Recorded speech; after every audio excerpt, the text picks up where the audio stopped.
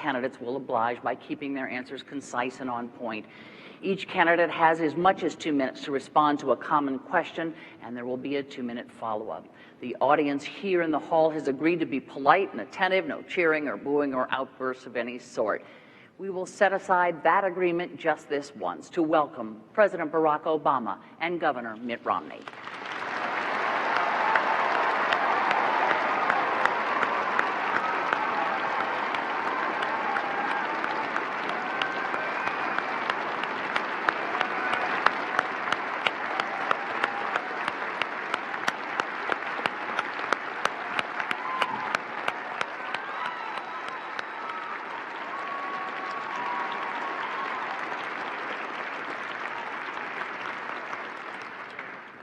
Gentlemen, thank you both for joining us here tonight. We have a lot of folks who have been waiting all day to talk to you, so I want to get right to it.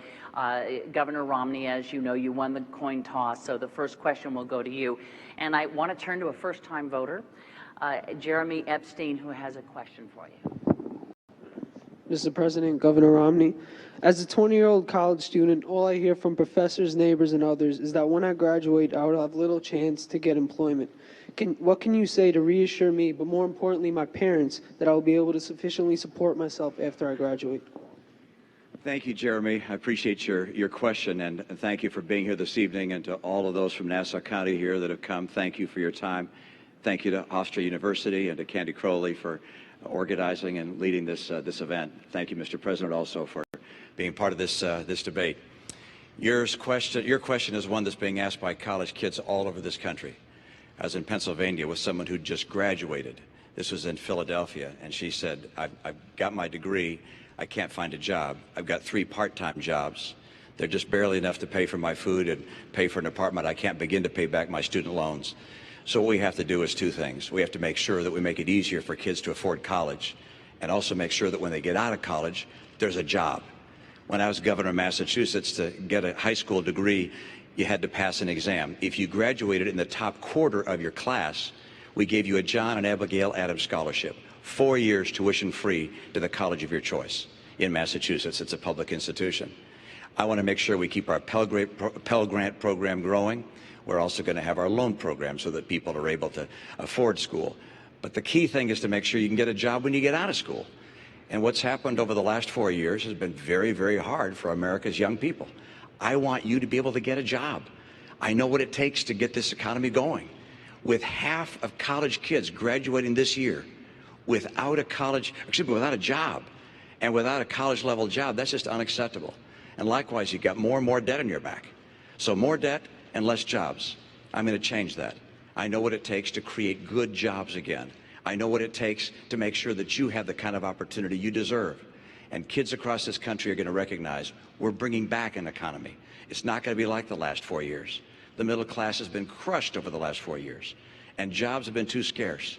I know what it takes to bring them back, and I'm going to do that and make sure when you graduate. When do you graduate?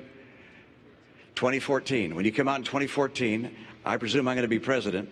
I'm going to make sure you get a job. Thanks, Jeremy. Yeah, you bet. Mr. President. Jeremy, first of all, your future is bright. And the fact that you're making an investment in higher education is critical, not just to you, but to the entire nation. Now, the most important thing we can do is to make sure that we are creating jobs in this country, but not just jobs, good paying jobs, ones that can support a family. And what I want to do is build on the 5 million jobs that we've created over the last 30 months in the private sector alone. And there are a bunch of things that we can do to make sure your future is bright. Number 1, I want to build manufacturing jobs in this country again.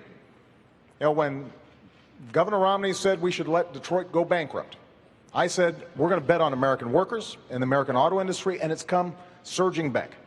I want to do that in industries, not just in Detroit, but all across the country. And that means we change our tax code, so we're giving incentives to companies that are investing here in the United States and creating jobs here. It also means we're helping them and small businesses to export all around the world in new markets.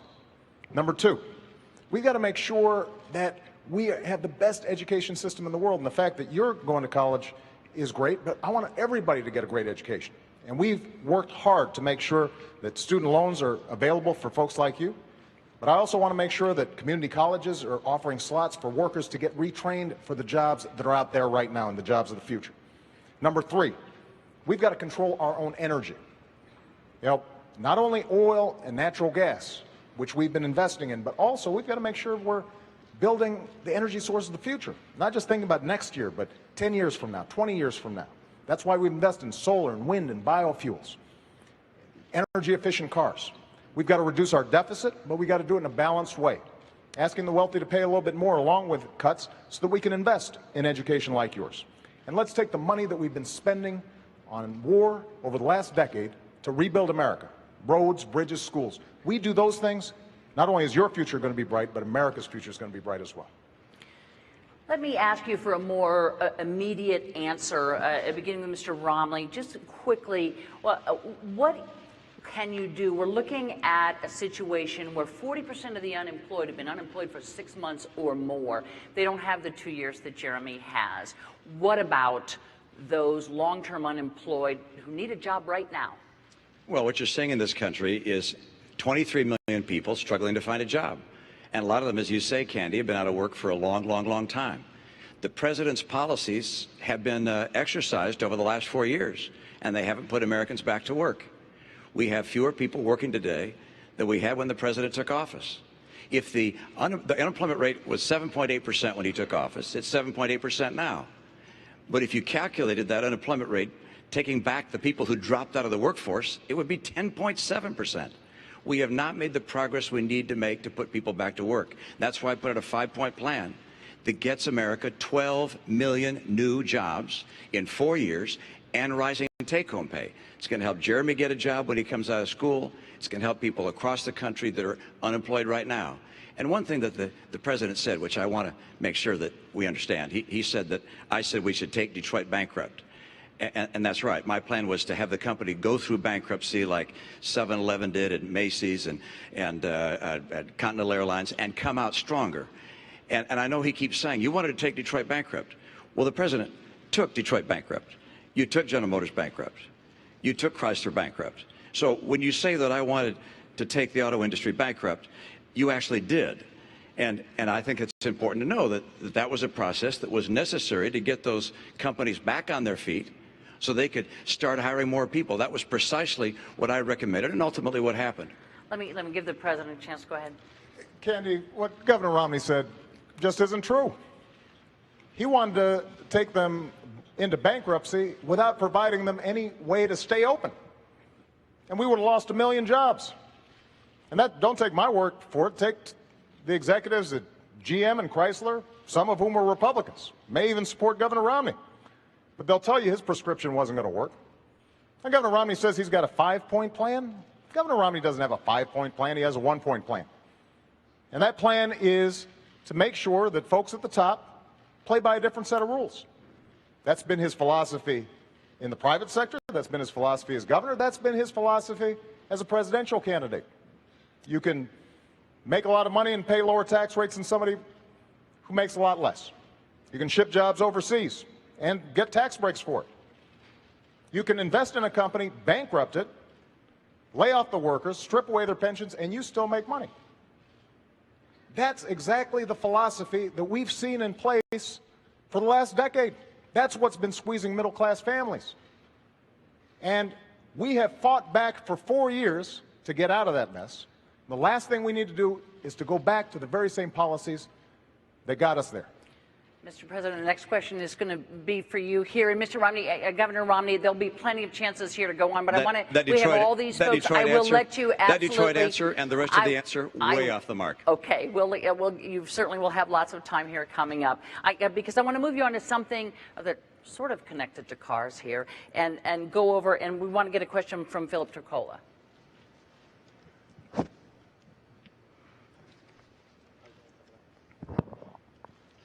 Your Energy Secretary, Stephen Chu, has now been on record 3 times stating it's not policy of his department to help lower gas prices. Do you agree with Secretary Chu that this is not the job of the Energy Department? The most important thing we can do is to make sure we control our own energy. So here's what I've done since I've been president. We have increased oil production to the highest levels in 16 years. Natural gas production is the highest it's been in decades. We have seen increases in coal production and coal employment. But what I've also said is we can't just produce traditional sources of energy. We've also got to look to the future. That's why we doubled fuel efficiency standards on cars. That means that in the middle of the next decade, any car you buy, you're going to end up going twice as far on a gallon of gas. That's why we've doubled clean energy production like wind and solar and biofuels. And all these things have contributed to us lowering our oil imports to the lowest levels in 16 years. Now, I want to build on that. And that means, yes, we still continue to open up new areas for drilling. We continue to make it a priority for us to go after natural gas. We've got potentially 600,000 jobs and 100 years worth of energy right beneath our feet with natural gas. And we can do it in an environmentally sound way. But we've also got to continue to figure out how we have efficient energy, because ultimately that's how we're going to reduce demand, and that's what's going to keep gas prices lower. Now, Governor Romney will say he's got an all-of-the-above plan, but basically his plan is to let the oil companies write the energy policies. So he's got the oil and gas part, but he doesn't have the clean energy part. And if we are only thinking about tomorrow or the next day and not thinking about 10 years from now, we're not going to control our own economic future. Because China, Germany, they're making these investments. And I'm not going to cede those jobs of the future to those countries. I expect those new energy sources to be built right here in the United States. That's going to help Jeremy get a job. It's also going to make sure that you're not paying as much for gas. Governor, on the subject of gas prices. Well, let's look at the president's policies, all right, as opposed to the rhetoric, because we've had 4 years of policies being played out. And the president's right in terms of the additional oil production, but none of it came on federal land. As a matter of fact, oil production is down 14% this year on federal land, and gas production is down 9%. Why? Because the president cut in half the number of licenses and permits for drilling on federal lands and in federal waters. So where'd the increase come from? Well, a lot of it came from the Bakken Range in North Dakota. What was his participation there? The administration brought a criminal action against the people drilling up there for oil, this massive new resource we have. And what was the cause?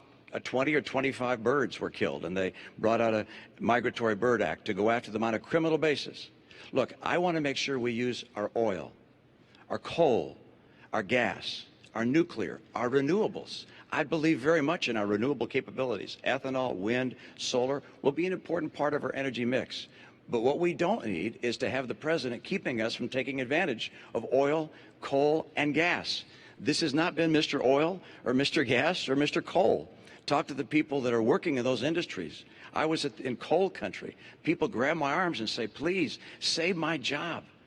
The head of the EPA said, you can't build a coal plant.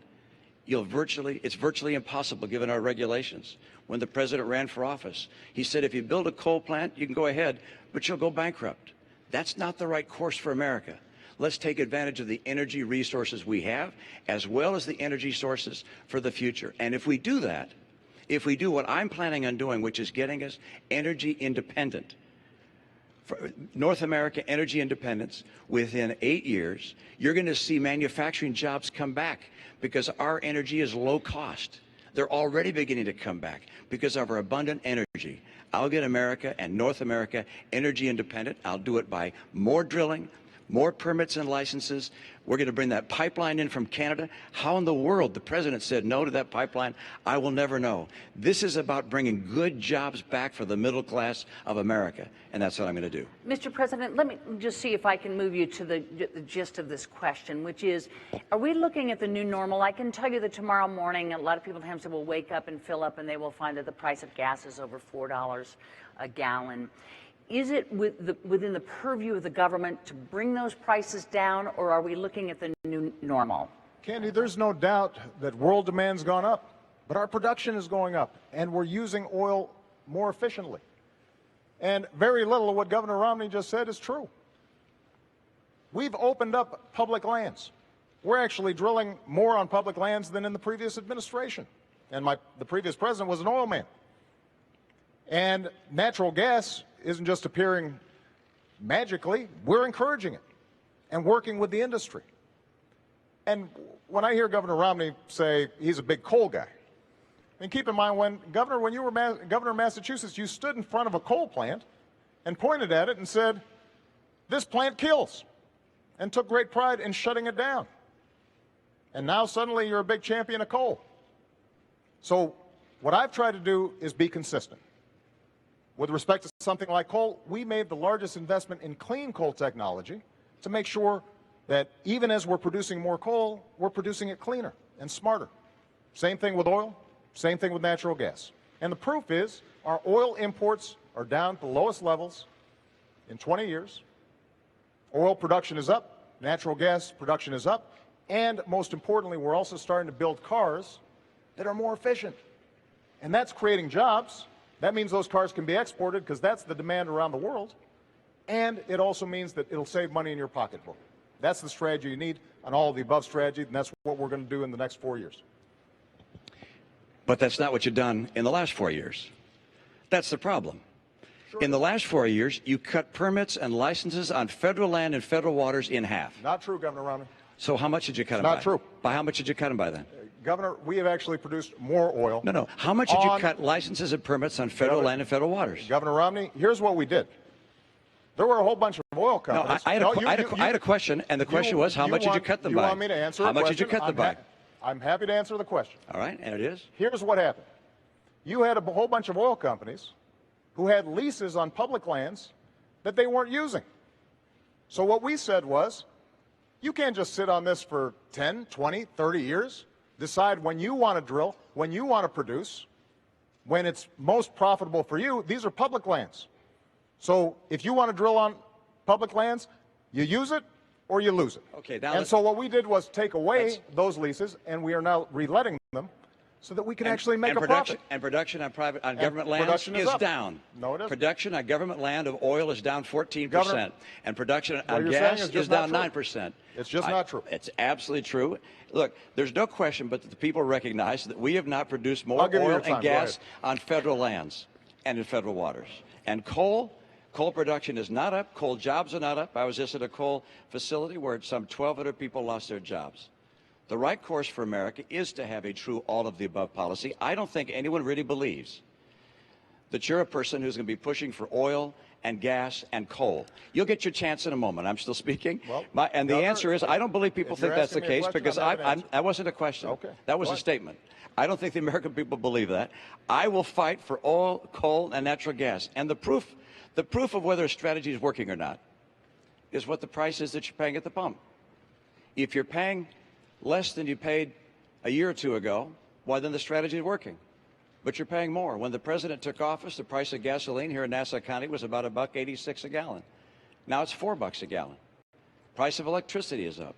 If the president's energy policies are working, you're going to see the cost of energy come down. I will fight to create more energy in this country to get America energy secure. And part of that is bringing in a pipeline of oil from Canada, taking advantage of the oil and coal we have here, drilling offshore in Alaska, drilling offshore in Virginia where the people want it. Those things will get us the energy we need. Mr. President, could you address, because we did finally get to gas prices here, could you address what the governor said, which is if your energy policy was working, the price of gasoline would not be $4 a gallon well, here. think about what the governor just said. He said, when I took office, the price of gasoline was $1.80, $1.86. Why is that? Because the economy was on the verge of collapse. Because we were about to go through the worst recession since the Great Depression, as a consequence of some of the same policies that Governor Romney is now promoting. So it's conceivable that Governor Romney could bring down gas prices, because with his policies, we might be back in that same mess. What I want to do is to create an economy that is strong and at the same time produce energy. And with respect to this pipeline that Governor Romney keeps on talking about, we've built enough pipeline to wrap around the entire earth once. So I'm all for pipelines, I'm all for oil production.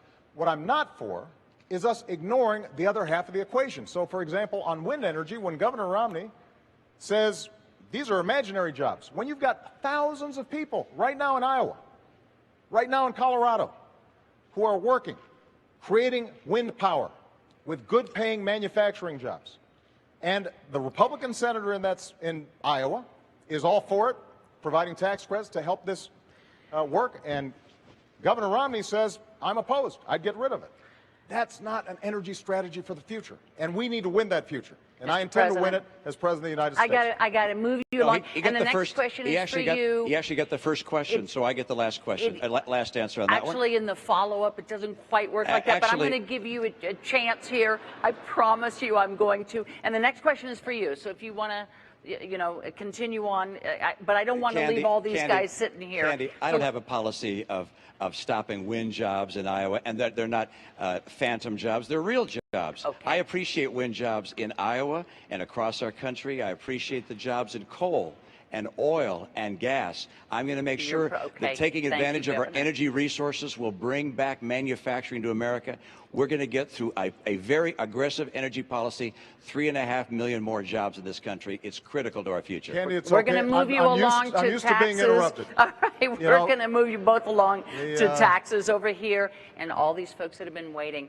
Governor, this question is for you. It comes from Mary Polano. Sorry. Governor Romney, you have stated that if you're elected president, you would plan to reduce the tax rates for all the tax brackets, and that you would work with the Congress to eliminate some deductions in order to make up for the loss in revenue.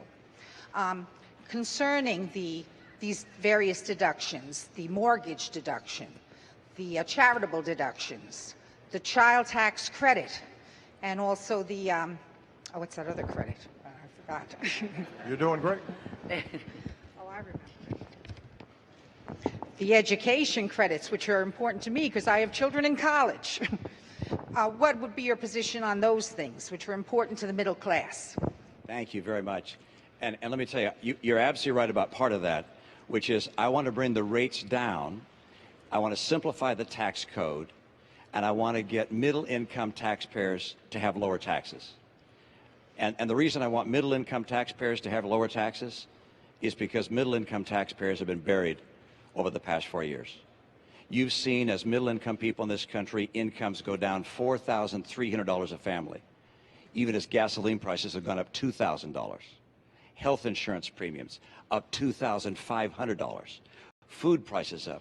Utility prices up. The middle-income families in America have been crushed over the last 4 years. So I want to get some relief to middle-income families. That's part one. Now, how about deductions? Because I'm going to bring rates down across the board for everybody, but I'm going to limit deductions and exemptions and credits, particularly for people at the high end, because I am not going to have people at the high end pay less than they're paying now. The top 5% of taxpayers will continue to pay 60% of the income tax the nation collects. So that'll stay the same. Middle-income people are going to get a tax break.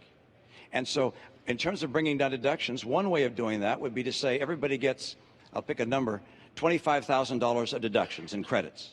And you can decide which ones to use. Your home mortgage interest deduction, charity, child tax credit, and so forth. You can use those as part of filling that bucket, if you will, of deductions. But your rate comes down, and the burden also comes down on you for one more reason, and that is every middle-income taxpayer no longer will pay any tax on interest, dividends, or capital gains. No tax on your savings. That makes life a lot easier. If you're getting interest from a bank, if you're getting a statement from a mutual fund, or any other kind of investment you have, you don't have to worry about filing taxes on that, because there'll be no taxes for anybody making $200,000 a year and less on your interest, dividends, and capital gains. Why am I lowering taxes on the middle class? Because under the last 4 years, they've been buried. And I want to help people in the middle class. And I will not, under any circumstances, reduce the share that's being paid by the highest income taxpayers. And I will not, under any circumstances, increase taxes on the middle class. The president's spending, the president's borrowing, will cause this nation to have to raise taxes on the American people, not just at the high end. A recent study has shown The people in the middle class will see $4,000 a year higher taxes as a result of the spending and borrowing of this administration. I will not let that happen. I'll get us on track to a balanced budget, and I'm going to reduce the tax burden on middle-income families. And what's that going to do? It's going to help those families, and it's going to create incentives to start growing jobs again in this country. Thanks, Governor. Thank you. My philosophy on taxes has been simple, and that is I want to give middle-class families and folks who are striving to get in the middle class some relief, because they have been hit hard over the last decade, over the last 15, over the last 20 years.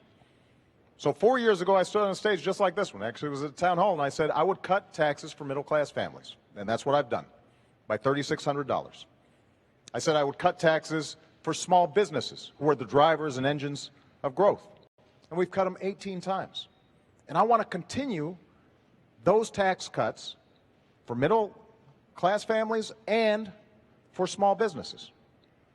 But what I've also said is, if we're serious about reducing the deficit, if this is genuinely a moral obligation to the next generation, then in addition to some tough spending cuts, we've also got to make sure that the wealthy do a little bit more. So what I've said is, your first $250,000 worth of income, no change. And that means 98% of American families, 97% of small businesses, they will not see a tax increase. I'm ready to sign that bill right now. The only reason it's not happening is because Governor Romney's allies in Congress have held the 98% hostage because they want tax breaks for the top 2%. But what I've also said is, for above $250,000, we can go back to the tax rates we had when Bill Clinton was president. We created 23 million new jobs. That's part of what took us from deficits to surplus. It will be good for our economy, and it will be good for job creation. Now, Governor Romney has a different philosophy. He was on 60 Minutes just 2 weeks ago, and he was asked, is it fair for somebody like you making $20 million a year to pay a lower tax rate than a nurse or a bus driver, somebody making $50,000 a year? And he said, yes, I think that's fair. Not only that, he said, I think that's what grows the economy. Well, I fundamentally disagree with that. I think what grows the economy is when you get that tax credit that we put in place for your kids going to college. I think that grows the economy. I think what grows the economy is when we make sure small businesses are getting a tax credit for hiring veterans who fought for our country. That grows our economy. So we just have a different theory. And when Governor Romney stands here after a year of campaigning, when during a Republican primary he stood on stage and said, I'm going to give tax cuts. He didn't say tax rate cuts. He said tax cuts to everybody, including the top 1%. You should believe him, because that's been his history. And that's exactly the kind of top-down economics that is not going to work if we want a strong middle class and an economy that's thriving for everybody. Governor Romney, I'm sure you've got a reply there. You're absolutely right. You heard what I said about my tax plan. The top 5% will continue to pay 60% as they do today. I'm not looking to cut taxes for wealthy people. I am looking to cut taxes for middle-income people. And why do I want to bring rates down and at the same time lower exemptions and deductions, particularly for people at the high end? Because if you bring rates down, it makes it easier for small business to keep more of their capital and hire people. And for me, this is about jobs. I want to get America's economy going again. 54% of America's workers work in businesses that are taxed as individuals. So when you bring those rates down, those small businesses are able to keep more money and hire more people. For me, I look at what's happened in the last 4 years and say, this has been a disappointment. We can do better than this. We don't have to settle for how many months? 43 months with unemployment above 8%. 23 million Americans struggling to find a good job right now. There are 3.5 million more women living in poverty today than when the president took office. We don't have to live like this. We can get this economy going again. My 5-point plan does it. Energy independence for North America in 5 years, opening up more trade, particularly in Latin America, cracking down on China when they cheat, getting us to a balanced budget, fixing our training programs for our workers, and finally, championing small business. I want to help small businesses grow and thrive. I know how to make that happen. I spent my life in the private sector. I know why jobs come and why they go. And they're going now because of the policies of this administration. Governor, let me ask the president something about what you just said. The governor says that he is not going to allow the top 5%, I believe is what he said, to have a tax cut, that it will all even out, that what he wants to do is give that tax cut to the middle class. Settled? No, it's not settled. Look, the cost of lowering rates for everybody across the board, 20%, along with what he also wants to do in terms of eliminating the estate tax, along with what he wants to do in terms of corporates, changes in the tax code, it costs about $5 trillion. Governor Romney then also wants to spend $2 trillion on additional military programs, even though the military is not asking for them. That's $7 trillion. He also wants to continue the Bush tax cuts for the wealthiest Americans. That's another $1 trillion. That's $8 trillion. Now, what he says is he's going to make sure that this doesn't add to the deficit, and he's going to cut middle-class taxes. But when he's asked, how are you going to do it, which deductions, which loopholes are you going to close, he can't tell you. The fact that he only has to pay 14% on his taxes when a lot of you are paying much higher, you know, he's already taken that off the board. Capital gains are going to continue to be at a low rate, so we're not going to get money that way. We haven't heard from the governor any specifics beyond Big Bird and eliminating funding for Planned Parenthood in terms of how he pays for that. Now, Governor Romney was a very successful investor. If somebody came to you, Governor, with a plan that said, here, I want to spend $7 or $8 trillion, and we're going to pay for it, but we can't tell you until maybe after the election how we're going to do it, you wouldn't have taken such a sketchy deal. And neither should you, the American people, because the math doesn't add up. And what's at stake here is one of two things. Either, Candy, this blows up the deficit, because keep in mind, this is just to pay for the additional spending that he's talking about. $7-8 trillion, that's before we even get to the deficit we already have. Or alternatively, it's got to be paid for not only by closing deductions for wealthy individuals, that'll pay for about 4% reduction in tax rates. You're going to be paying for it. You'll lose some deductions. And you can't buy this sales pitch. Nobody who's looked at it that's serious actually believes it adds up. Mr. President, let me get the governor in on this. And Governor, before we get into a vast array of who says what study says what, if it shouldn't add up, if somehow when you get in there isn't enough tax revenue coming in, if somehow the numbers don't add up, would you be willing to look again at a 20%? Well, of course they add up. I was someone who ran businesses for 25 years and balanced the budget. I ran the Olympics and balanced the budget. I ran the state of Massachusetts as a governor, to the extent any governor does, and balanced the budget all 4 years. When we're talking about math that doesn't add up, how about $4 trillion of deficits over the last 4 years? $5 trillion. That's math that doesn't add up. We have a president talking about someone's plan in a way that's completely foreign to what my real plan is. And then we have his own record, which is we have 4 consecutive years where he said when he was running for office he would cut the deficit in half. Instead, he's doubled it.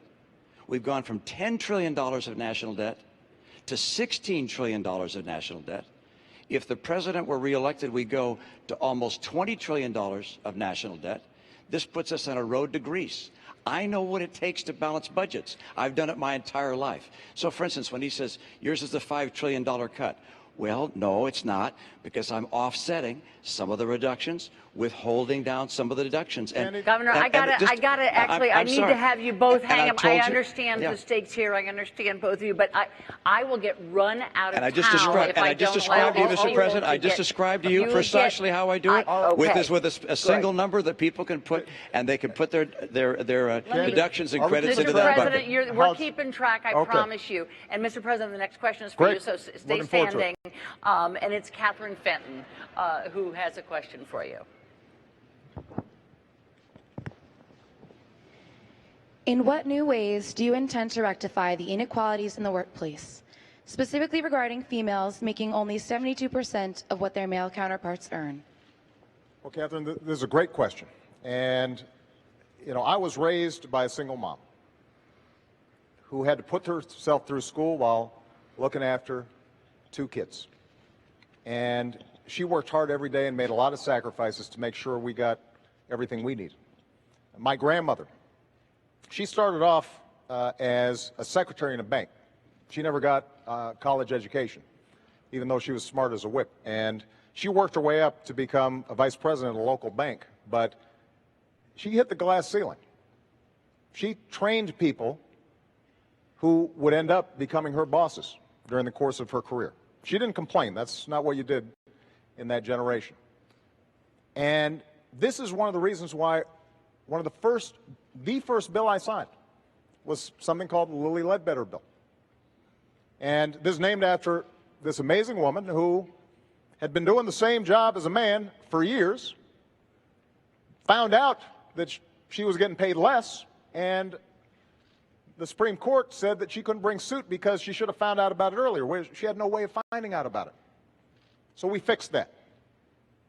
And that's an example of the kind of advocacy that we need, because women are increasingly the breadwinners in the family. This is not just a women's issue. This is a family issue. There's a middle-class issue. And that's why we've got to fight for it. It also means that we've got to make sure that young people like yourself are able to afford a college education. Earlier, Governor Romney talked about he wants to make Pell Grants and other education accessible for young people. Well, the truth of the matter is that that's exactly what we've done. We've expanded Pell Grants for millions of people, including millions of young women all across the country.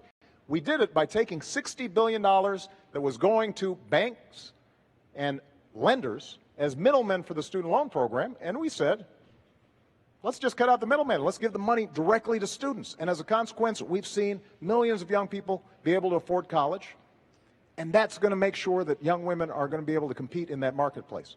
But we've got to enforce the laws, which is what we are doing, and we've also got to make sure that in every walk of life, we do not tolerate discrimination. That's been one of the hallmarks of my administration.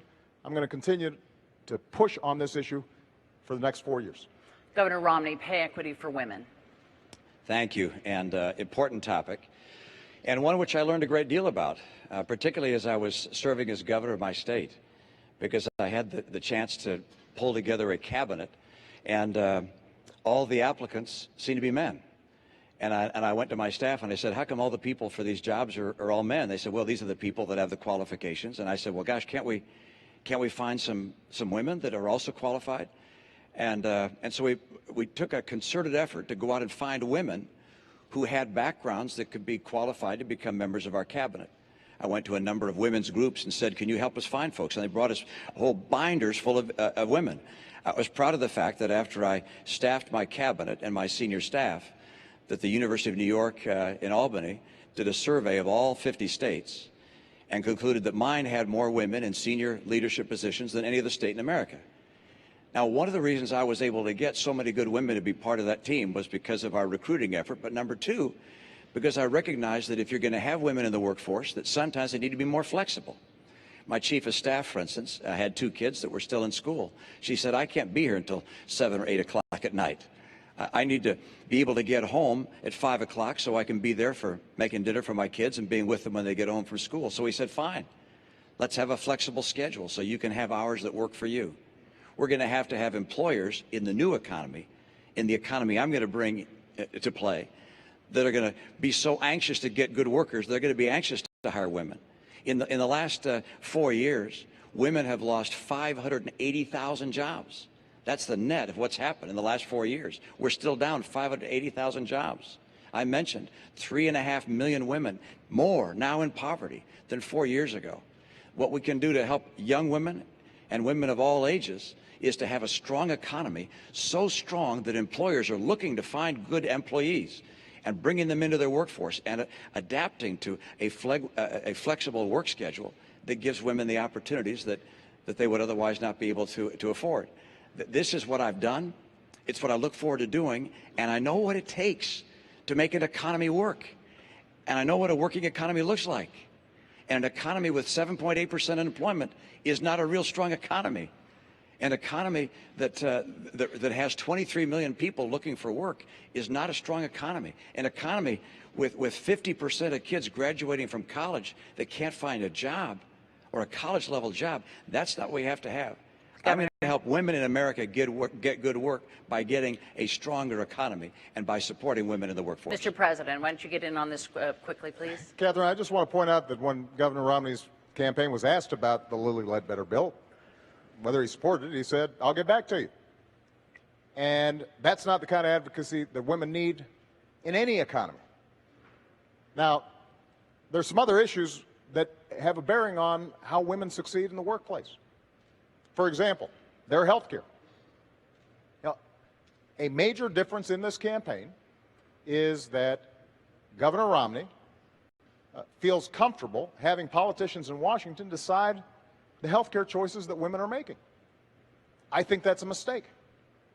In my health care bill, I said insurance companies need to provide contraceptive coverage to everybody who's insured, because this is not just a health issue, it's an economic issue for women. It makes a difference. This is money out of that family's pocket. Governor Romney not only opposed it, he suggested that, in fact, employers should be able to make the decision as to whether or not a woman gets contraception through her insurance coverage. That's not the kind of advocacy that women need. When Governor Romney says that we should eliminate funding for Planned Parenthood, there are millions of women all across the country who rely on Planned Parenthood for not just contraceptive care, they rely on it for mammograms, for cervical cancer screenings. That's a pocketbook issue for women and families all across the country. And it makes a difference in terms of how well and effectively women are able to work. When we talk about child care and the credits that we're providing, that makes a difference in terms of whether they can go out there and earn a living for their family. These are not just women's issues. These are family issues. These are economic issues. And one of the things that makes us grow as an economy is when everybody participates and women are getting the same fair deal as men are. And I've got two daughters, and I want to make sure that they have the same opportunities that anybody's sons have. And that's part of what I'm fighting for as President of the United States. I want to move us along here to Susan Katz, who has a question, and Governor, it's for you. Governor Romney, I am an undecided voter because I'm disappointed with the lack of progress I've seen in the last 4 years. However, I do attribute much of America's economic and international problems to the failings and missteps of the Bush administration. Since both you and President Bush are Republicans, I fear a return to the policies of those years should you win this election. What is the biggest difference between you and George W. Bush, and how do you differentiate yourself from George W. Bush? Great. Thank you, and I appreciate that question. I just want to make sure that I think I was supposed to get that last answer, but I want to point out that I don't believe. I don't think so, Candy. I don't believe. I want to make sure our timekeepers are working Okay. here. The timekeepers are all working, and let me tell you that the last part, it's for the two of you to talk to one another, and it isn't quite as ordered as you think. But go ahead and use this 2 minutes any way you'd like to. The question is on the floor. I just note that I don't believe that bureaucrats in Washington should tell someone whether they can use contraceptives or not. And I don't believe employers should tell someone whether they could have contraceptive care or not. Every woman in America should have access to contraceptives. And the president's statement of my policy is completely and totally wrong. Governor, let me come back and answer your question. President Bush and I are different people, and these are different times. And that's why my 5-point plan is so different than what he would have done. I mean, for instance, we can now, by virtue of new technology, actually get all the energy we need in North America without having to go to the Arabs or the Venezuelans or anyone else. That wasn't true in his time. That's why my policy starts with a very robust policy to get all that energy in North America and become energy secure. Number two, trade. I'll crack down on China. President Bush didn't. I'm also going to dramatically expand trade in Latin America. It's been growing about 12% per year over a long period of time. I want to add more free trade agreements so we have more trade. Number three, I'm going to get us to a balanced budget. President Bush didn't. President Obama was right. He said that that was outrageous to have deficits as high as $500 billion under the Bush years. He was right. But then he put in place deficits twice that size for every one of his 4 years. And his forecast for the next 4 years is more deficits, almost that large. So that's the next area I'm different than President Bush. And then let's take the last one, championing small business. Our party has been focused on big business too long. I came through small business. I understand how hard it is to start a small business. That's why everything I'll do is designed to help small businesses grow and add jobs. I want to keep their taxes down on small business. I want regulators to see their job as encouraging small enterprise, not crushing it. And the thing I find most troubling about Obamacare, well, it's a long list, but one of the things I find most troubling is that when you go out and talk to small businesses and ask them what they think about it, they tell you it keeps them from hiring more people. My priority is jobs. I know how to make that happen. And President Bush had a very different path for a very different time. My path is designed in getting small businesses to grow and hire people. Thanks, Governor. Mr. President. Well, first of all, I think it's important to tell you that we did come in during some tough times. We were losing 800,000 jobs a month when I started. But we have been digging our way out of policies that were misplaced and focused on the top doing very well and middle-class folks not doing well. Now, we've seen 31 consecutive months of job growth, 5.2 million new jobs created. And the plans that I talked about will create even more. But when Governor Romney says that he has a very different economic plan, the centerpiece of his economic plan are tax cuts. That's what took us from surplus to deficit.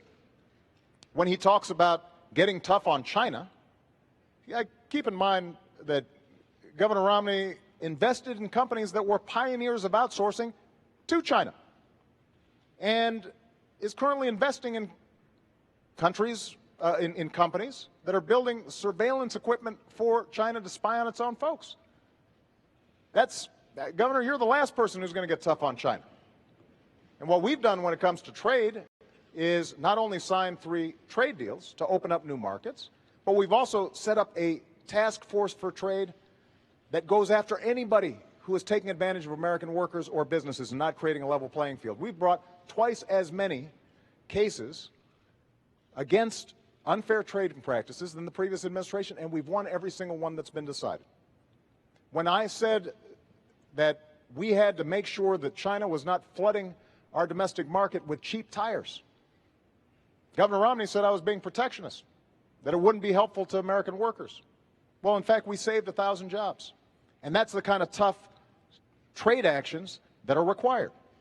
But the last point I want to make is this. There are some things where Governor Romney is different from George Bush. George Bush didn't propose turning Medicare into a voucher. George Bush embraced comprehensive immigration reform. He didn't call for self-deportation. George Bush never suggested that we eliminate funding for Planned Parenthood. So there are differences between Governor Romney and George Bush, but they're not on economic policy. In some ways, he's gone to a more extreme place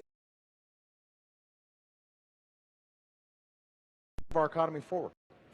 I want to move you both along to the next question because it's in the same wheelhouse, so you will be able to respond. But the president does get this question. I want to call on Michael Jones.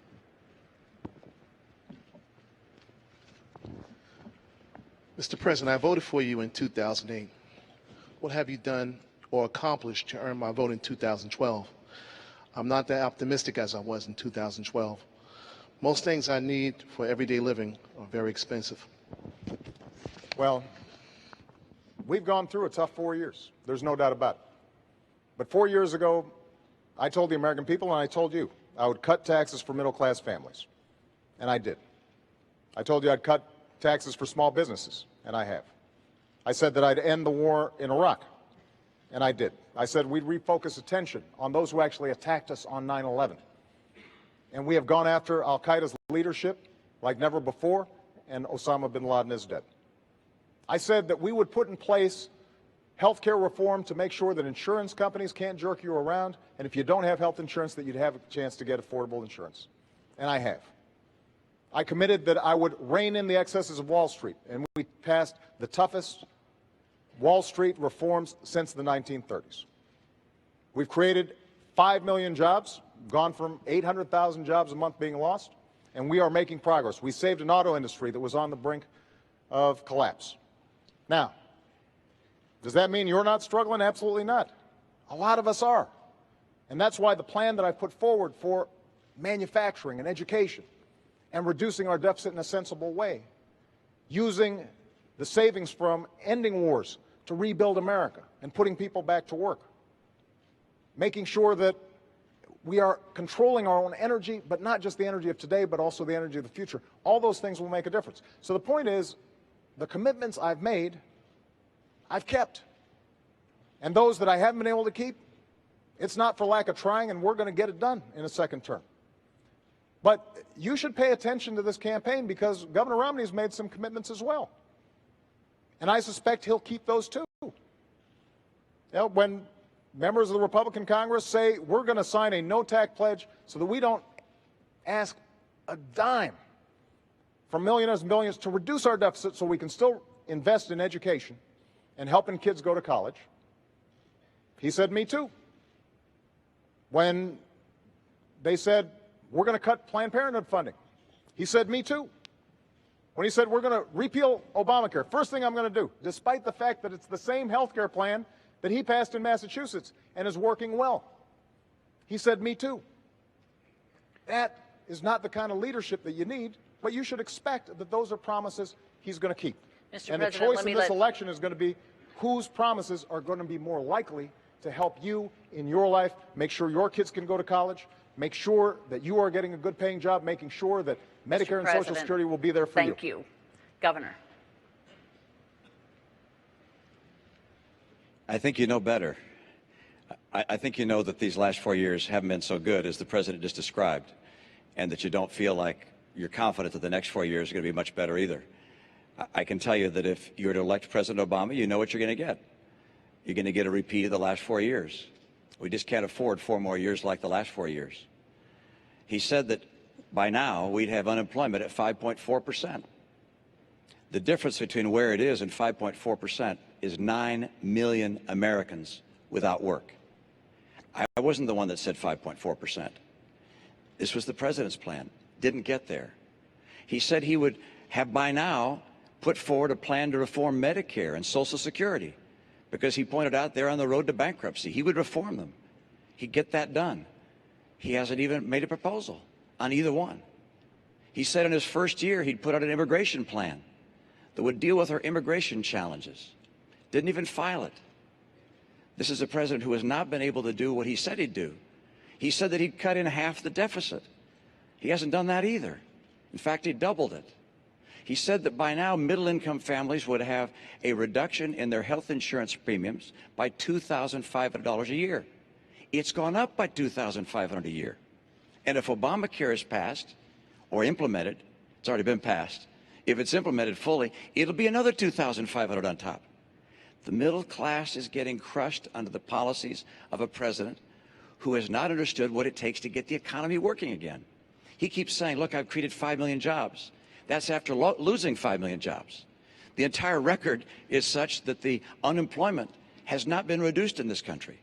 The unemployment, the number of people who are still looking for work, is still 23 million Americans. There are more people in poverty, 1 out of 6 people in poverty. How about food stamps?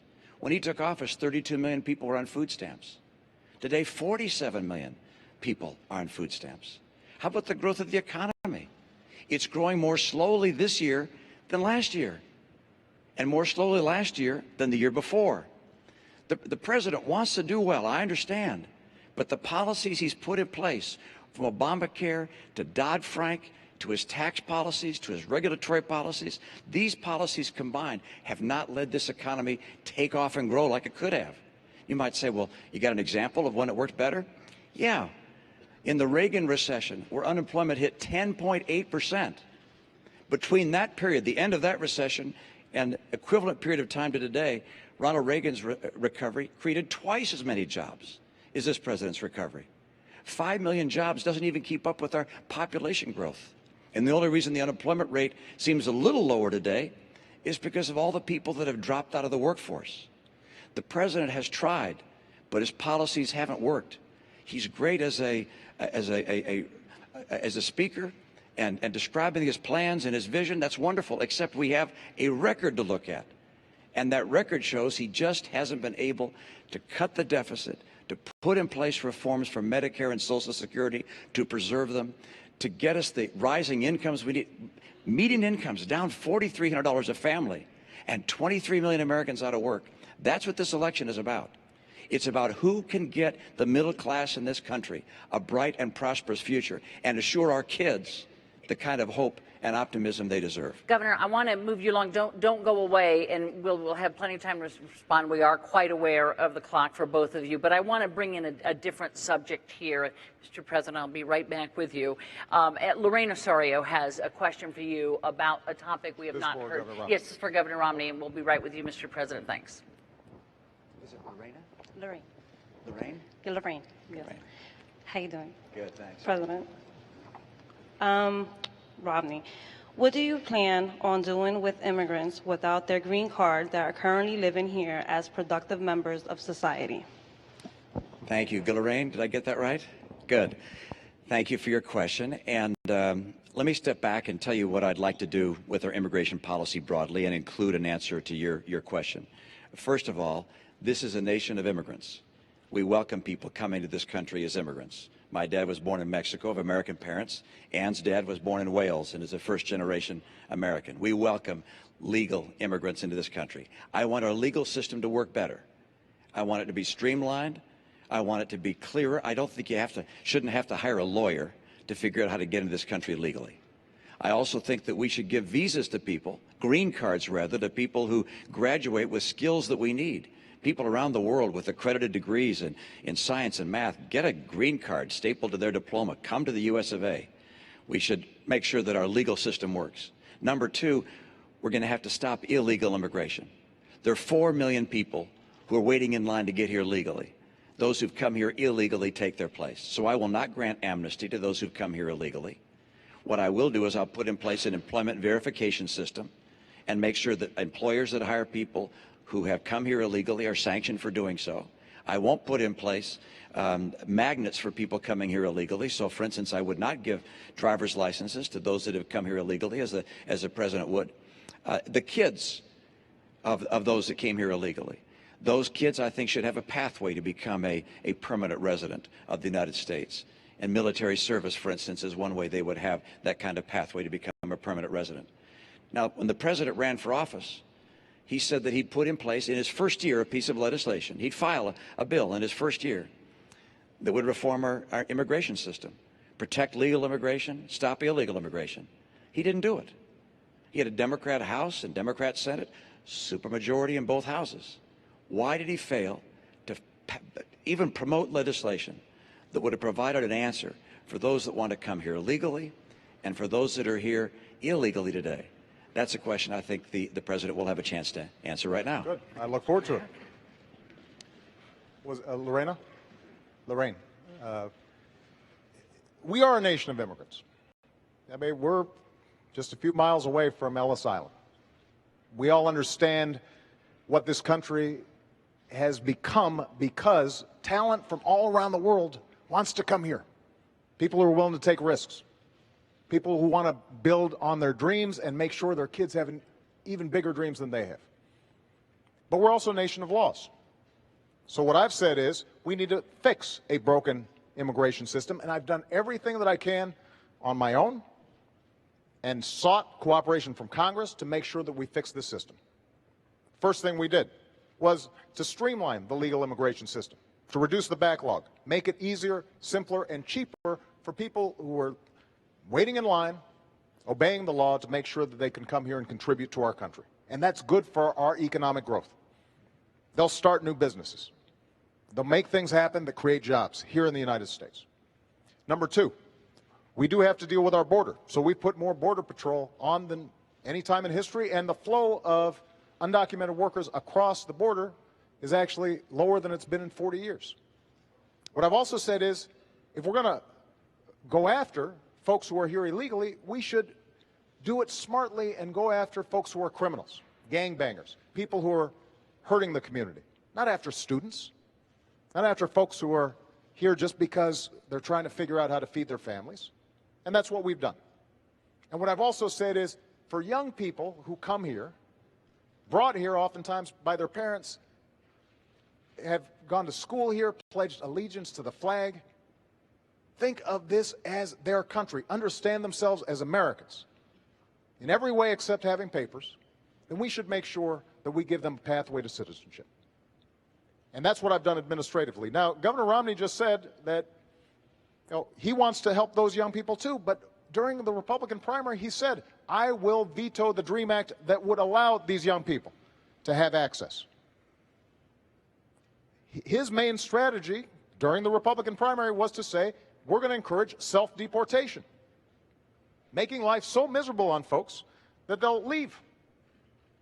He called the Arizona law a model for the nation. Part of the Arizona law said that law enforcement officers could stop folks because they suspected maybe they looked like they might be undocumented workers and check their papers. And you know what? If my daughter or yours looks to somebody like they're not a citizen, I don't want to empower somebody like that. So we can fix this system in a comprehensive way. And when Governor Romney says the challenge is, well, Obama didn't try, that's not true. I sat down with Democrats and Republicans at the beginning of my term, and I said, let's fix this system, including senators previously who had supported it on the Republican side. But it's very hard for Republicans in Congress to support comprehensive immigration reform if their standard bearer has said that this is not something I'm interested in supporting. Let me get the governor in here, Mr. President. Let's speak to, if you could, Governor, the idea of self-deportation. Let me go back and speak to the points that the president made, and let's get them correct. I did not say that the Arizona law was a model for the nation in that aspect. I said that the E-Verify portion of the Arizona law, which is the portion of the law which says that employers could be able to determine whether someone is here illegally or not illegally, that was a model for the nation. That's number one. Number two, I asked the president a question I think Hispanics and immigrants all over the nation have asked. He was asked this on Univision the other day. Why, when you said you'd file legislation in your first year, didn't you do it? And he didn't answer. He doesn't answer that question. He said the standard bearer wasn't for it. I'm glad you thought I was a standard bearer 4 years ago, but I wasn't. 4 years ago, you said in your first year you would file legislation. In his first year, I was licking my wounds from having been beaten by John McCain. All right, I was not the standard bearer. My view is that this president should have honored his promise to do as he said. Now, let me mention one other thing, and that is self-deportation says let people make their own choice. What I was saying is we're not going to round up 12 million people, undocumented, illegals, and take them out of the nation. Instead, let people make their own choice. And if they find that they can't get the benefits here that they want, and they can't find the job they want, then they'll make a decision to go a place where they have better opportunities. But I'm not in favor of rounding up people and taking them out of this country. I am in favor, as the president has said, and I agree with him, which is that if people have committed crimes, we got to get them out of this country. Let me mention something else the president said. It was a moment ago, and I didn't get a chance to, when he was describing Chinese investments and so forth. Candy, hold on a second. Mr. President, I'm still speaking. I'm sorry.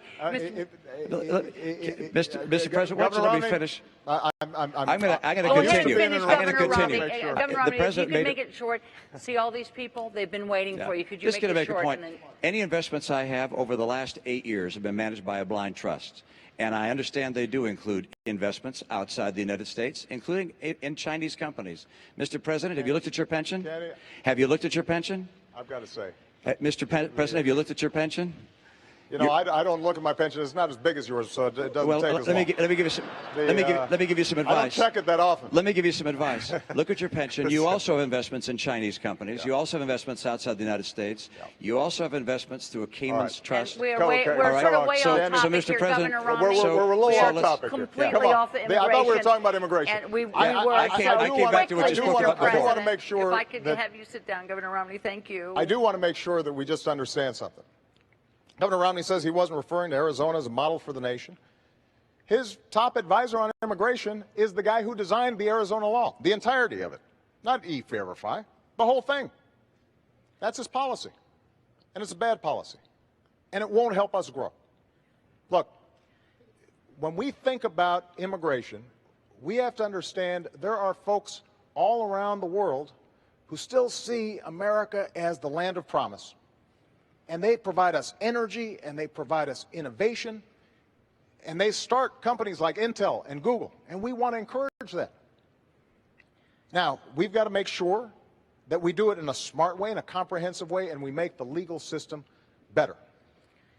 But when we make this into a divisive political issue, and when we don't have bipartisan support, I can deliver, Governor, a whole bunch of Democrats to get comprehensive immigration reform done, and I'll we get it can't. done. I'll get it done. First year. We have not seen Mr. President, Republicans let me move you on serious here, about please. this issue at all. Mr. And it's President. time for them to get serious on it. This Don't used to go be a away, bipartisan though. issue. Right. Don't go away because I'm here. I want you to talk to Carrie Lotka, who wants to switch a topic for us. Okay. Hi, Karen. Good evening, Mr. President. I'm sorry, what's your name? It's Kerry Latka. Great to see you. This question actually comes from a brain trust of my friends at Global Telecom Supply in Mineola yesterday. We were sitting around talking about Libya, and we were reading and became aware of reports that the State Department refused extra security for our embassy in Benghazi, Libya, prior to the attacks that killed 4 Americans. Who was it that denied enhanced security, and why? Well, let me first of all talk about our diplomats, because they serve all around the world and do an incredible job in a very dangerous situation. And these aren't just representatives of the United States. They're my representatives. I send them there, oftentimes into harm's way. I know these folks, and I know their families. So nobody's more concerned about their safety and security than I am. So as soon as we found out that the Benghazi consulate was being overrun, I was on the phone with my national security team, and I gave them 3 instructions. Number 1, beef up our security and procedures, not just in Libya, but in every embassy and consulate in the region. Number 2, investigate exactly what happened, regardless of where the facts lead us, to make sure that folks are held accountable and it doesn't happen again. And number 3, we are going to find out who did this, and we're going to hunt them down. Because one of the things that I've said throughout my presidency is when folks mess with Americans, we go after them. Now, Governor Romney had a very different response. While we were still dealing with our diplomats being threatened, Governor Romney put out a press release trying to make political points. And that's not how a commander-in-chief operates. You don't turn national security into a political issue. Certainly not right when it's happening. And not everybody agrees with some of the decisions I've made. But when it comes to our national security, I mean what I say. I said I'd end the war in Libya, in Iraq, and I did. I said that we'd go after al-Qaeda and bin Laden. We have. I said we'd transition out of Afghanistan and start making sure that Afghans are responsible for their own security. That's what I'm doing. And when it comes to this issue, when I say that we are going to find out exactly what happened, everybody will be held accountable, and I am ultimately responsible for what's taking place there, because these are my folks, and I'm the one who has to greet those coffins when they come home. You know that I mean what I say. Mr. President, I've got to move us along. Governor? Thank you, Carrie, for your question. It's an important one. And I think the President just said correctly that the buck does stop at his desk, and he takes responsibility for for the failure in providing those security resources, and those terrible things may well happen from time to time. I feel very deeply sympathetic for the families of those who lost loved ones. And today there's a memorial service for one of those that was lost in this tragedy. We think of their families and care for them deeply. There were other issues associated with this tragedy. There were many days that passed before we knew whether this was a spontaneous demonstration or actually whether it was a terrorist attack. And there was no demonstration involved. It was a terrorist attack. And it took a long time for that to be told to the American people. Whether there was some misleading or instead whether we just didn't know what happened, I think you have to ask yourself, why didn't we know 5 days later when the ambassador to the United Nations went on TV to say that this was a demonstration? How could we have not known? But I find more troubling than this, that on the day following the assassination of a United States ambassador, the first time that's happened since 1979, when we have 4 Americans killed there, when apparently we didn't know what happened, that the president, the day after that happened, flies to Las Vegas for a political fundraiser, then the next day to Colorado for another event, another political event. I think these actions taken by a president and a leader have symbolic significance, and perhaps even material significance, in that you'd hope that during that time we could call in the people who were actually eyewitnesses. We've read their accounts now about what happened. It was very clear this was not a demonstration. This was an attack by terrorists. And this calls into question the president's whole policy in the Middle East. Look what's happening in Syria, in Egypt, now in Libya. Consider the distance between ourselves and Israel. The president said that he was going to put daylight between us and Israel. We have Iran 4 years closer to a nuclear bomb. Syria is not just the tragedy of 30,000 civilians being killed by a military, but also a strategically significant player for America. The president's policies throughout the Middle East began with an apology tour and pursue a strategy of leading from behind. And this strategy is unraveling before our very eyes. Because we're closing in, I want to still get a lot of people in. I want to ask you something, Mr. President, and then have the governor just quickly. Your Secretary of State, as I'm sure you know, has said that she takes full responsibility for the attack on the diplomatic mission in Benghazi. Does the buck stop with your Secretary of State as far as what went on here? Secretary Clinton has done an extraordinary job, but she works for me. I'm the president, and I'm always responsible. And that's why nobody's more interested in finding out exactly what happened than I did. The day after the attack, Governor, I stood in the Rose Garden, and I told the American people and the world that we were going to find out exactly what happened, that this was an act of terror, and I also said that we're going to hunt down those who committed this crime.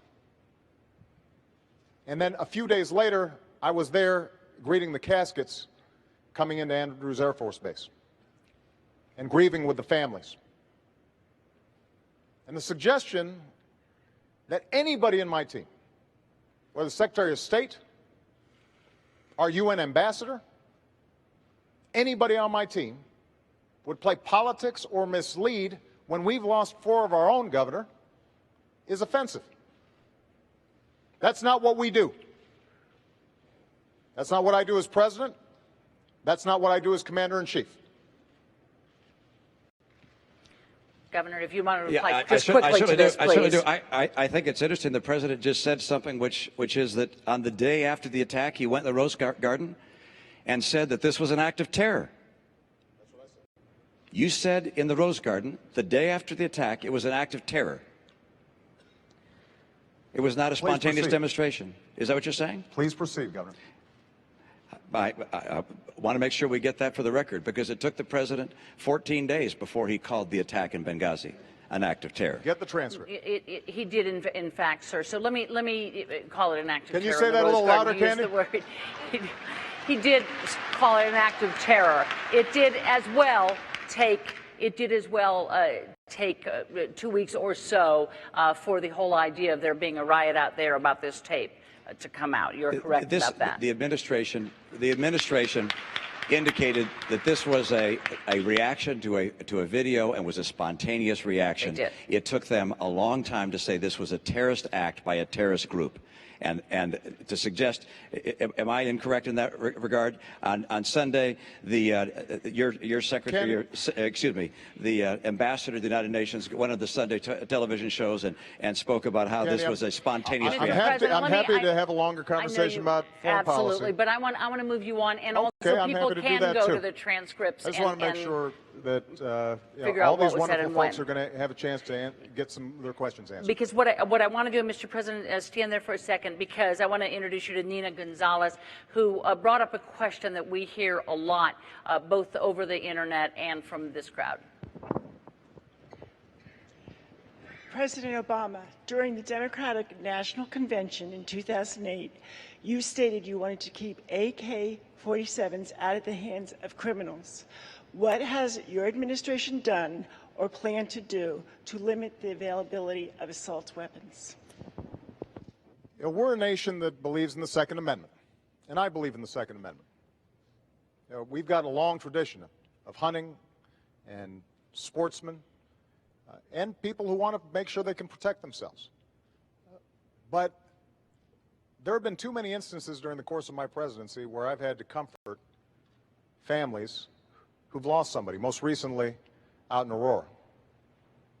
Just a couple of weeks ago, actually probably about a month, I saw a mother who I had met at the bedside of her son who had been shot in that theater.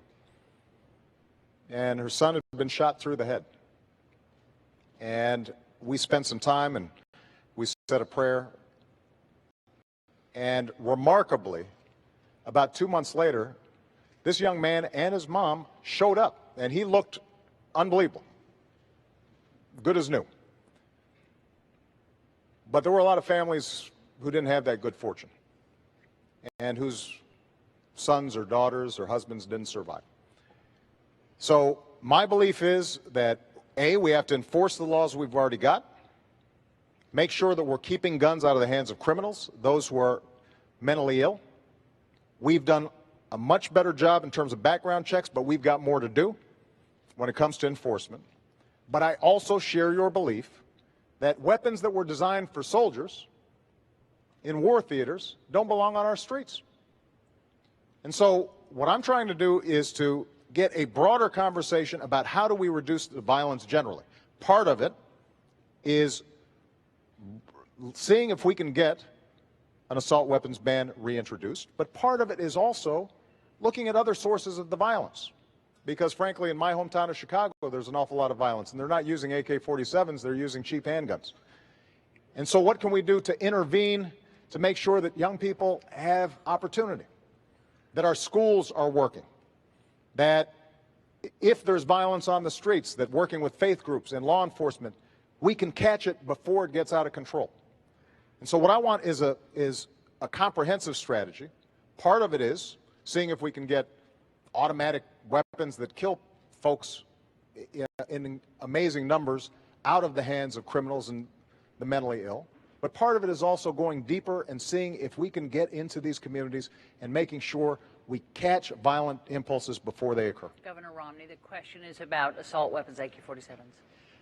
Yeah, I'm not in favor of new pieces of legislation on guns and taking guns away or making certain guns illegal. We, of course, don't want to have automatic weapons, and that's already illegal in this country to have automatic weapons.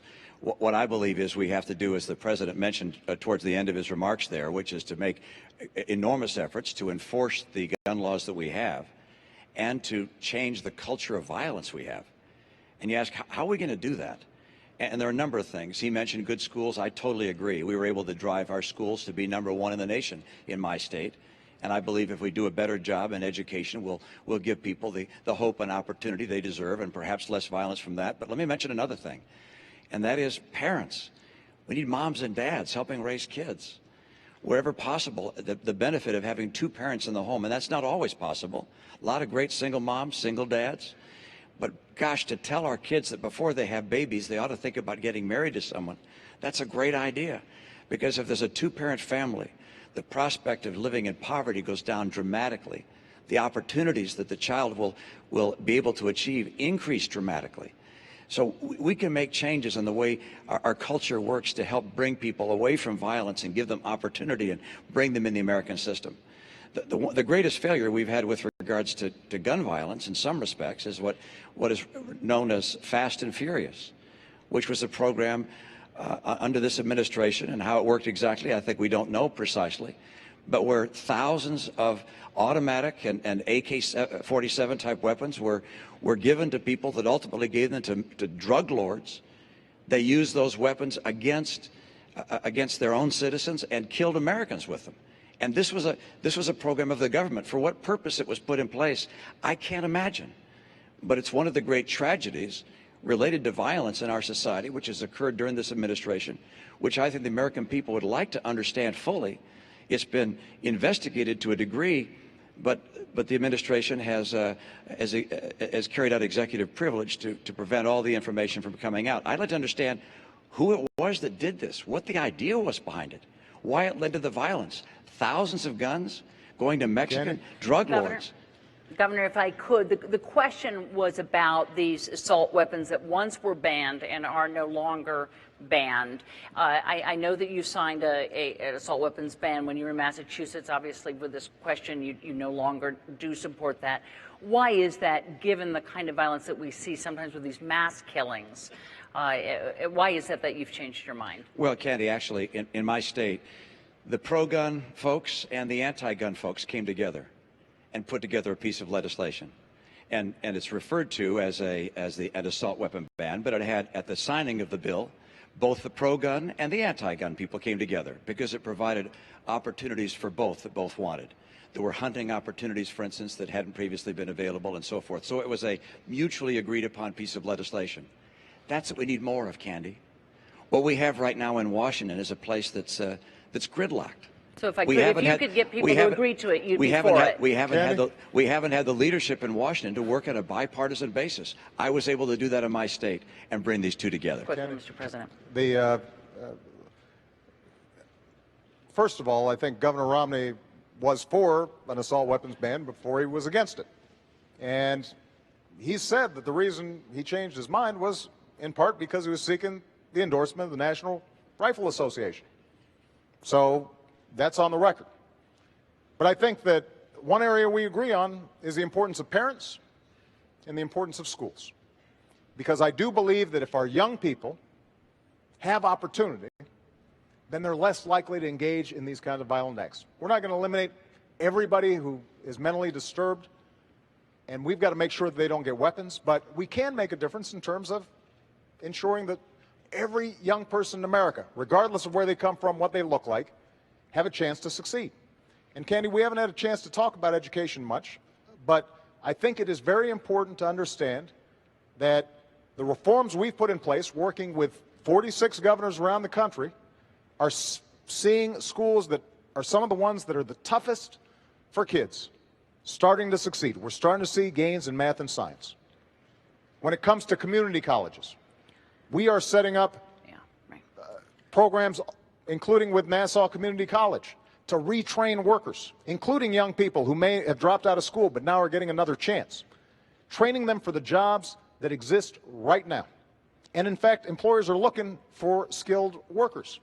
And so we're matching them up, giving them access to higher education. As I said, we have made sure that millions of young people are able to get an education that they weren't able to get before. Now, Mr. President, I have to move you along here. You said you wanted to hear these questions, and we need to do it here. Just 1 second, because this is important. This is part of the choice in this election.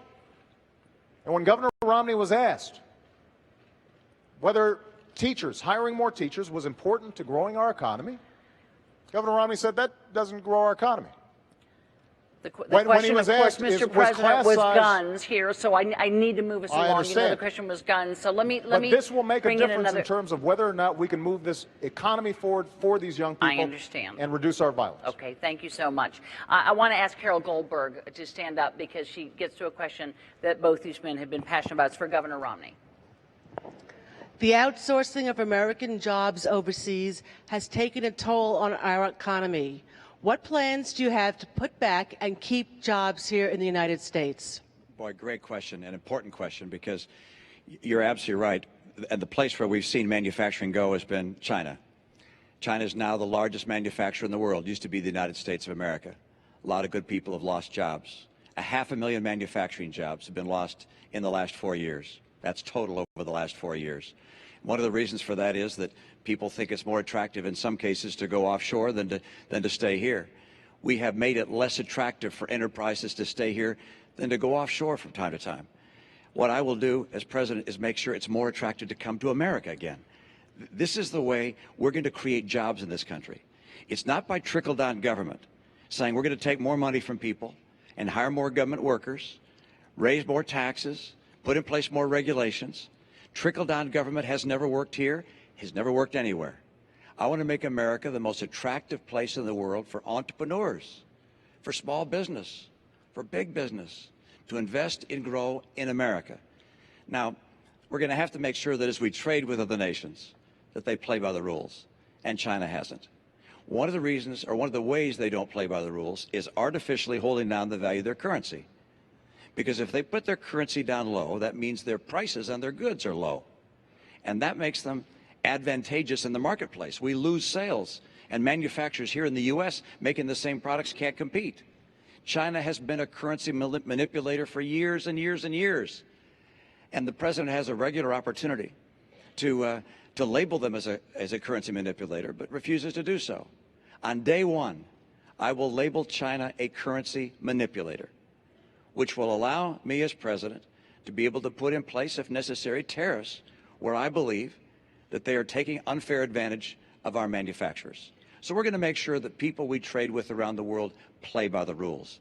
But let me not just stop there. Don't forget, what's key to bringing back jobs here is not just finding someone else to punish.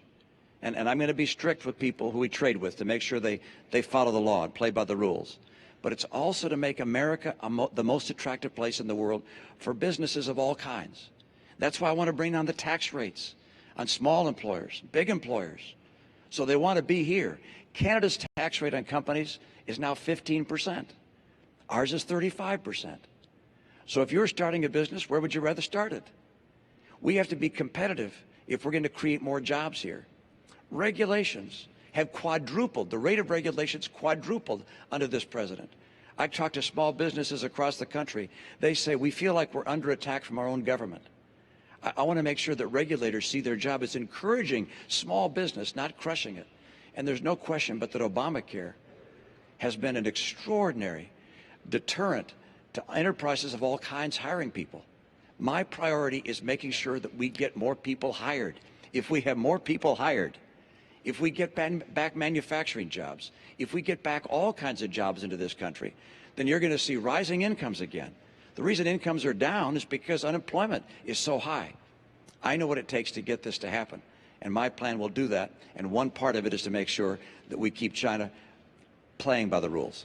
Mr. President, 2 minutes here because we are then going to go to our last question. Okay. We need to create jobs here. And both Governor Romney and I agree, actually, that we should lower our corporate tax rate. It's too high. But there's a difference in terms of how we would do it. I want to close loopholes that allow companies to deduct expenses when they move to China, that allow them to profit offshore and not have to get taxed, so they have tax advantages offshore. All those changes in our tax code would make a difference. Now, Governor Romney actually wants to expand those tax breaks. One of his big ideas when it comes to corporate tax reform would be to say, if you invest overseas, you make profits overseas, you don't have to pay U.S. taxes.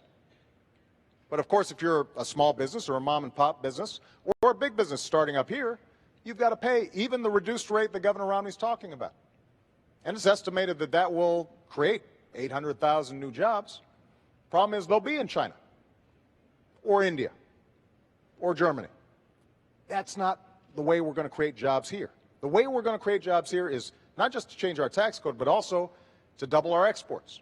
And we are on pace to double our exports. One of the commitments I made when I was president, that's creating tens of thousands of jobs all across the country. That's why we've kept on pushing trade deals, but trade deals that make sure that American workers and American businesses are getting a good deal. Now, Governor Romney talked about China, as I already indicated. In the private sector, Governor Romney's company invested in what were called pioneers of outsourcing. That's not my phrase. That's what reporters called it. And as far as currency manipulation, the currency's actually gone up 11% since I've been president because we have pushed them hard. And we've put unprecedented trade pressure on China. That's why exports have significantly increased under my presidency. That's going to help to create jobs here. Mr. President, we have a really short time for a quick discussion here. iPad, the Macs, the iPhones, they are all manufactured in China. One of the major reasons is labor is so much cheaper here. How do you convince a great American company to bring that manufacturing back here? The answer is very straightforward. We can compete with anyone in the world as long as the playing field is level. China's been cheating over the years. One, by holding down the value of their currency. Number two, by stealing our intellectual property, our designs, our patents, our technology. There's even an Apple store in China that's a counterfeit Apple store, selling counterfeit goods. They hack into our computers. We will have to have people play on a fair basis. That's number one. Number two, we have to make America the most attractive place for entrepreneurs, for people who want to expand a business. That's what brings jobs in. The president's characterization of my tax plan is completely false. Let me tell you. Let me go to the president here because we really are running out of time. And the question is, can we ever get, we can't get wages like that. It can't be sustained here. Candy, there's some jobs that are not going to come back because they're low wage, low skill jobs. I want high wage, high skill jobs. That's why we have to emphasize manufacturing. That's why we have to invest in advanced manufacturing. That's why we've got to make sure that we've got the best science and research in the world. And when we talk about deficits, if we're adding to our deficit for tax cuts for folks who don't need them, and we're cutting investments in research and science that will create the next Apple, create the next new innovation that will sell products around the world, we will lose that race.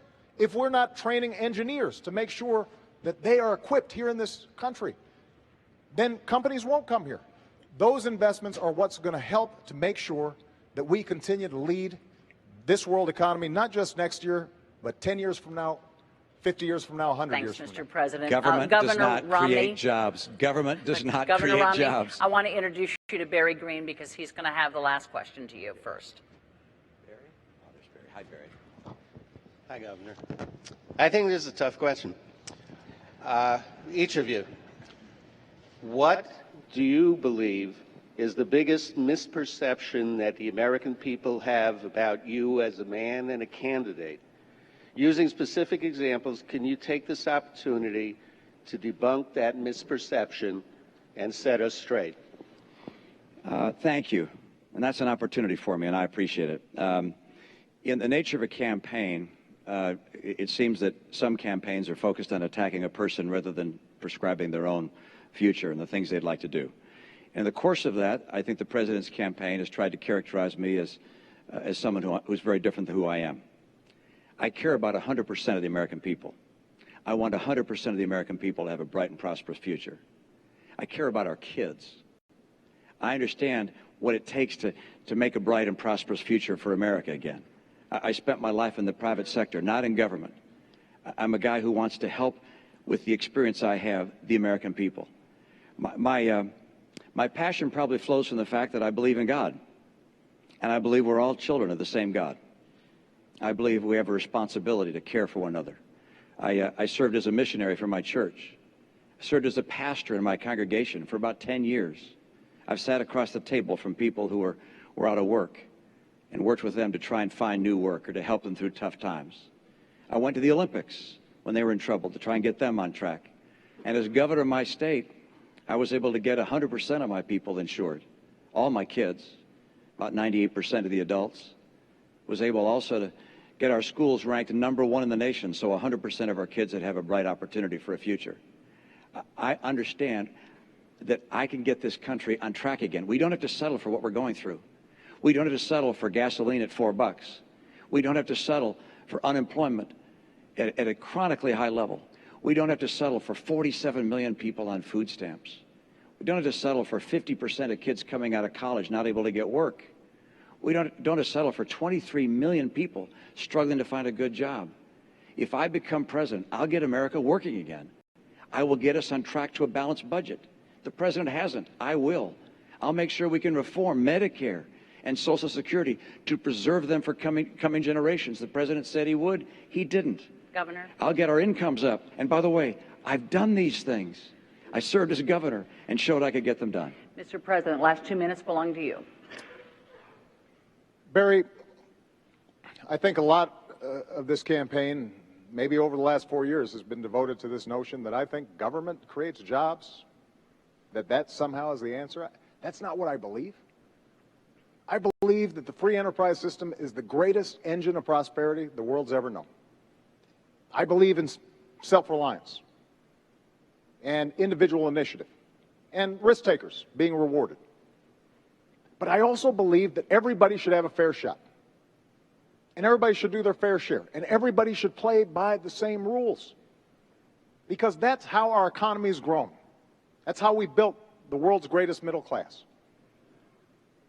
And that is part of what's at stake in this election. There's a fundamentally different vision about how we move our country forward. I believe Governor Romney is a good man. Loves his family, cares about his faith. But I also believe that when he said behind closed doors that 47% of the country consider themselves victims who refuse personal responsibility, think about who he was talking about. Folks on Social Security who've worked all their lives. Veterans who've sacrificed for this country. Students who are out there trying to hopefully advance their own dreams, but also this country's dreams. Soldiers who are overseas fighting for us right now. People who are working hard every day, paying payroll tax, gas taxes, but don't make enough income. And I want to fight for them. That's what I've been doing for the last 4 years, because if they succeed, I believe the country succeeds. And when my grandfather fought in World War II and he came back and he got a GI Bill and that allowed him to go to college, that wasn't a handout. That was something that advanced the entire country. And I want to make sure that the next generation has those same opportunities. That's why I'm asking for your vote, and that's why I'm asking for another 4 years. President Obama, Governor Romney, thank you for being here tonight. On that note, we have come to an end of this town hall debate. Our thanks to the participants for their time and to the people of Hofstra University for their hospitality. The next and final debate takes place Monday night at Lynn University in Boca Raton, Florida. Don't forget to watch. Election Day is 3 weeks from today. Don't forget to vote. Good night.